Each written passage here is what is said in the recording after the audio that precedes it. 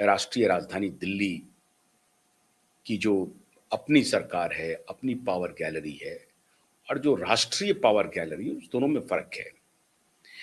तो दिल्ली की power gallery में भी और राष्ट्रीय पावर गैलरी में भी एक बात की बड़ी चर्चा हो रही है कि साहब बहुत हो गया, ये बहुत भद पिट रहा है।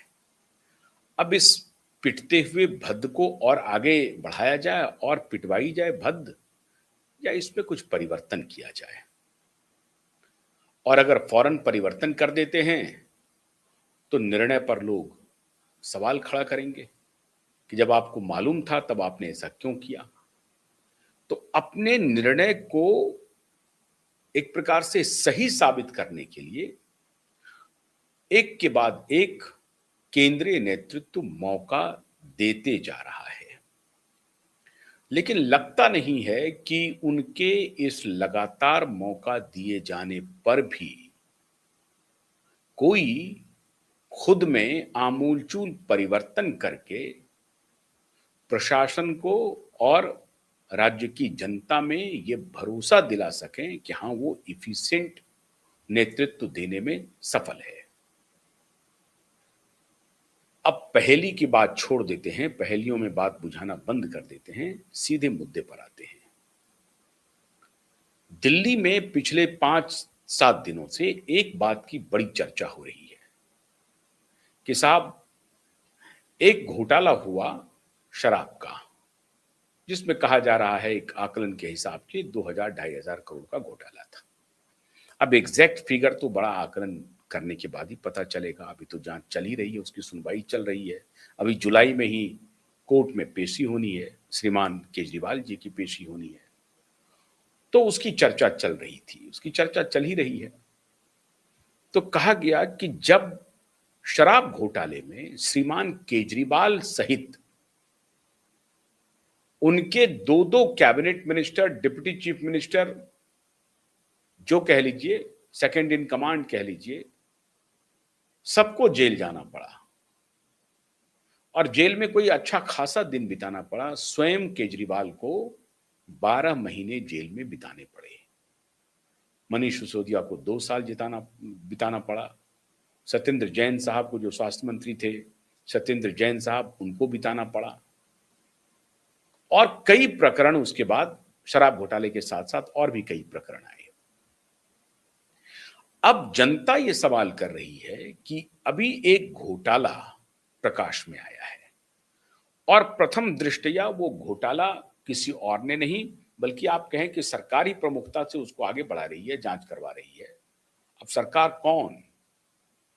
क्या मुख्यमंत्री कार्यालय इसको करवा रही है, या लेफ्टिनेंट गवर्नर का कार्यालय करवा रहा है, या केंद्रीय नेतृत्व का, खासतौर से होम मिनिस्ट्री का डंडा है जो लेफ्टिनेंट गवर्नर की ऑफिस को कह रहा है कि आप इसकी तहकीकात कीजिए।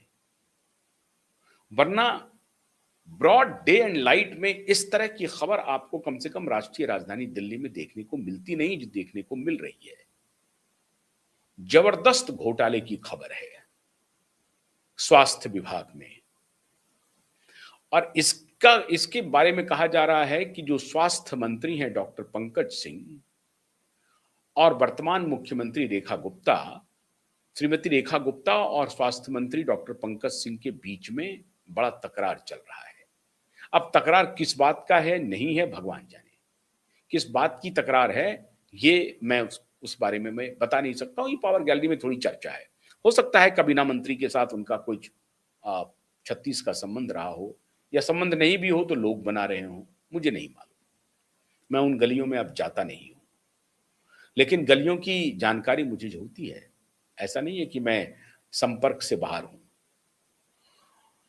तो जानकारी मुझे मिली कि श्रीमती रेखा गुप्ता जी और डॉक्टर पंकज सिंह जी के बीच में जो तकरार है, उसका नतीजा ये हुआ है कि ये घोटाला सामने आ गया है, वरना ये घोटाला सामने नहीं आता। अब कौन किसको नीचा दिखाने की कोशिश कर रहा है, भगवान जाने। अब ये तो जांच के बाद ही पता चलेगा। लेकिन आम आदमी पार्टी ने सत्तू बांध लिया है और इस मुद्दे को वो राजनीतिक रंग दे रहे हैं, देना भी चाहिए। मैं इस मामले में, इस मुद्दे विशेष पर मैं आम आदमी पार्टी के साथ हूं। बिल्कुल देना चाहिए। अपोजिशन की वो की पार्टी है, उनका ये पूरा अधिकार है कि अगर सरकार में कहीं कोई घोटाला हो रहा है, तो जिस प्रकार से जब वो सरकार में थे, तो उनके खिलाफ जो माहौल बन रहा था, वो जब दूसरी सत्ता आएगी तो उनको अगर पता चलेगा, तो वो भी इस मुद्दे को उठाएँगे। कोई गलत बात नहीं है, कोई नहीं कह सकता है कि ये गलत है, होना ही चाहिए। आम आदमी पार्टी को उठाना ही चाहिए, आम आदमी पार्टी उठा रही है। मैं हैरान हूँ कांग्रेस पार्टी भी उठा रही है, लेकिन आम आदमी पार्टी बड़ी मुखरता से इस मुद्दे को उठा रही है। हुआ क्या मित्रों? प्रथम दृष्टया ये भ्रष्टाचार इंडियन एक्सप्रेस ने हालांकि ब्रेक किया था, उसके बाद से ये मामला प्रकाश में आया। लगातार इंडियन एक्सप्रेस इस मामले को उठा रहा है, इस घोटाले की खबर को उठा रहा है। एमपी में भी जो घोटाला हुआ उसकी भी खबर को उठाया, लेकिन उसमें उतना दम नहीं है। लेकिन इसमें तो बहुत दम है, बहुत दम है। भ्रष्टाचार में आकंठ लिप्त रहने वाली एक डॉक्टर को बिना किसी जांच के नहीं, जांच परख करके बिठाया गया है वहां पे। और पूरी जिम्मेदारी से मैं इस बात को कह रहा हूं, कई सीनियर डॉक्टर्स की अवहेलना करके, प्रामाणिक डॉक्टरों की, प्रामाणिक प्रशासनिक डॉक्टरों की अवहेलना करके directorate of health services DGHS की जिम्मेदारी दे दी गई इनको, और इनके खिलाफ पहले से ही एक जांच चल रही थी। माफ कीजिएगा, इनके खिलाफ पहले से ही जांच चल रही थी, डॉक्टर बत्सला अग्रवाल के खिलाफ। फिर भी डॉक्टर बत्सला अग्रवाल को आपने डीजीएचएस की जिम्मेदारी दे दी। अब ये ओनस, अभी संजय सिंह अपने प्रेस कॉन्फ्रेंस में कह रहे थे, बिल्कुल ठीक कह रहे थे, कि जब भारतीय जनता पार्टी की सरकार का कोई घोटाला सामने आता है तो सिस्टम जिम्मेदार हो जाता है, नेता जिम्मेदार नहीं होते। और जब दूसरी पार्टी के भ्रष्टाचार का सामने आता है तो नेता जिम्मेदार हो जाते हैं। बिल्कुल इस बात में भी दम है, मैं यहां भी उनके साथ हूं, और ये होना ही पड़ेगा। क्यों? क्योंकि आप लोगों के जीवन से खेल रहे हैं और आप लोगों की गाढ़ी कमाई पर वारे न्यारे कर रहे हैं, लूट मचा रहे हैं, डाका डाल रहे हैं।